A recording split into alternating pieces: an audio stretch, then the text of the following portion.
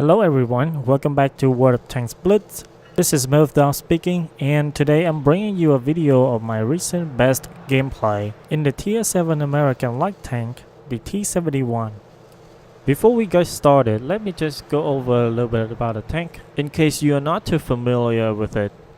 If you take a look at the tech tree, you can see that the T71 is on one of the paths leading to unlocking the T57 Heavy. And it is the first vehicle that will get you accustomed to the American line auto-loading system. What I am talking about is the shorter amount of time required to cycle between each shell in a clip, allowing you to do a great amount of burst damage in a shorter amount of time as opposed to the French counterparts. However, this only applies to the Tier 8, 9, and 10 vehicles, because the T71 trades its armor protection for incredible mobility, unlike its successors, making its playstyle really similar to the AMX 1375.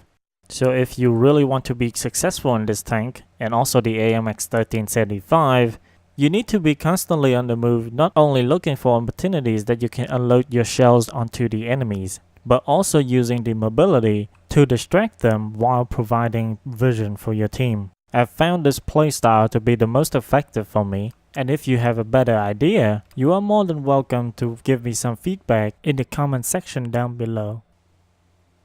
I think that's enough extra info for now. Let's get down to some live commentary of the gameplay you've been waiting for, shall we? Alright everybody, welcome to Black Goldville.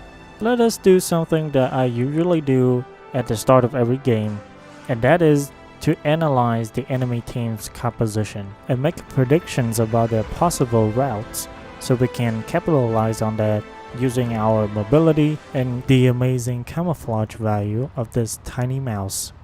Okay, so if we take a brief look at the other team's composition, we can see that it is mostly made up of big, slow, and heavily armored vehicles such as the Super Pershing, the T29, the IS, and the Vindicator, all of which are most likely to go to the southern part of the map, leaving the area around the A-cap for our light tanks and medium tanks to traverse.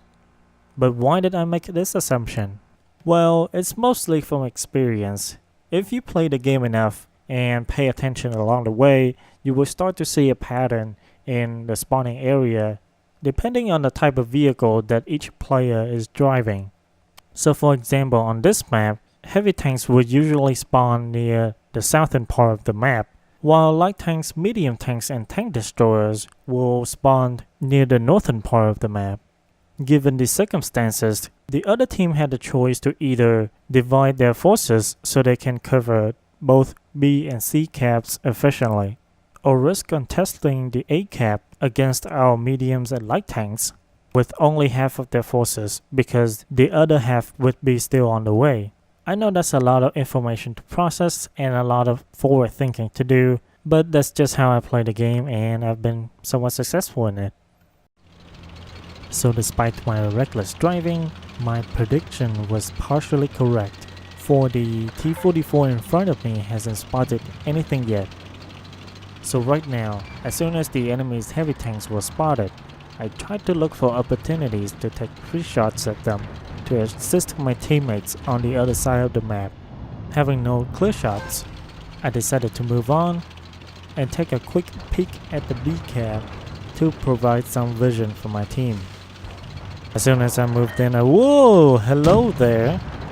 I wish you could have seen my reaction at that moment because I legit freaked out as soon as I saw the 3 enemy's tanks. But anyway, I tried to run away, find some cover, and reset my camo. Now looking back at it, I shouldn't have stayed here, but instead I should have gone to the right side and intercepted the 3 enemy tanks coming up because they could have surrounded me and taken me out really quickly. Nevertheless, even in such a dire situation, I decided to pull the craziest stunt you will see in this gameplay. So buckle up guys, we are about to get fast and furious. I activated my engine booster, got my acceleration up, and tried to run away like no tomorrow. The T29 on the enemy's team was aware of my presence, so I took some damage from him. However, I was able to make some of that damage up by doing another drive-by on the IS, which was giving my team's Tiger a hard time because he was doing some reverse side scraping, which was really surprising to me because I haven't seen anything like this at this tier. So that means the IS really knows his stuff. So that's why I turned back and tried to assist my heavies in taking out both the IS and the T29. Now, in case you haven't noticed yet, there has been a danger lurking behind my back all this time. And that was the Vindicator, rocking a 152mm gun. If he had been able to put a high explosive shell into my back, then we wouldn't have this video here today. Luckily for me, it was already in the process of reloading when I made myself present in his line of fire.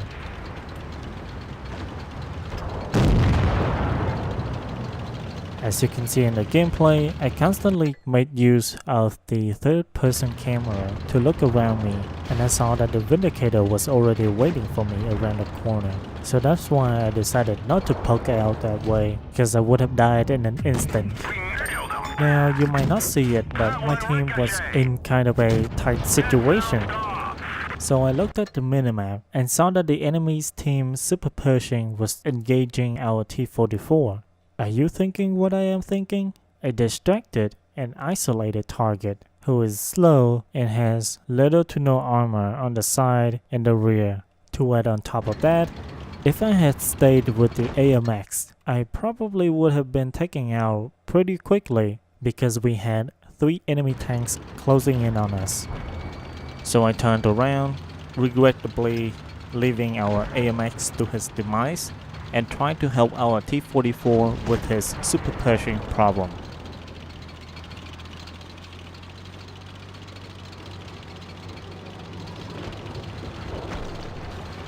One, two, oh!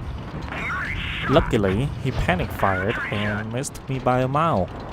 So now he is onto me before I can inflict any more damage on him, which was the right decision on his part, but given the fact that the Super Pershing is a really slow medium tank, and the T71 is on the opposite end of the mobility spectrum, it was not much of a problem for me to avoid him and finish him off.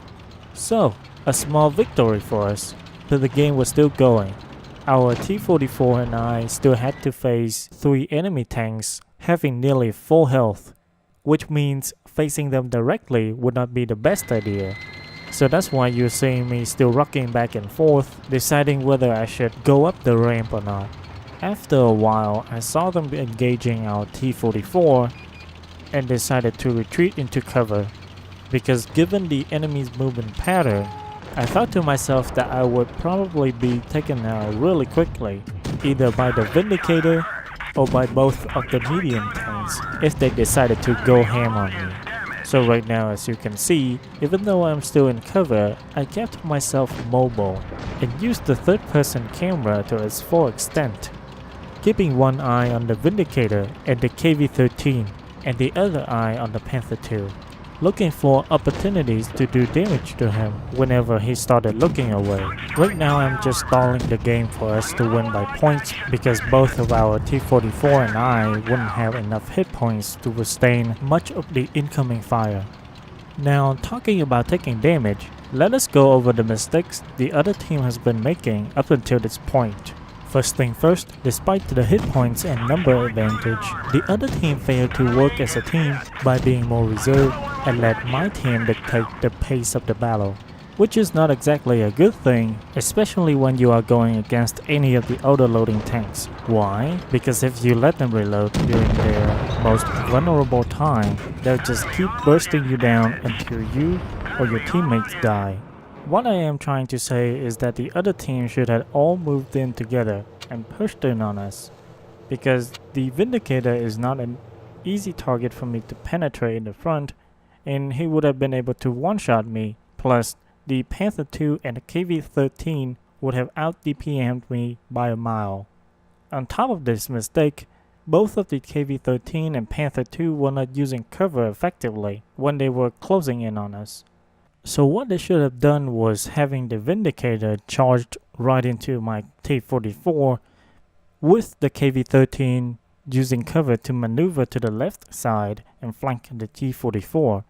And for the Panther 2, he should have stopped looking for shots on the T-44 and bum rushed me instead to steal the deal. So the whole time they had been making mistake after mistake, I was able to use those little things against them and put our team ahead. So in the end, we had a really great game here with 3,600 damage done with an Ace Tanker and the T71. And that's all for me, guys. If you happen to be checking this video out, I greatly thank you for that, and I hope that my analysis and tips are helpful to you to help you on improving your gameplay in the future. If you enjoyed this video, consider leaving a like, comment, or subscribe. Good luck out there on the battlefield, and I will see you in the next video.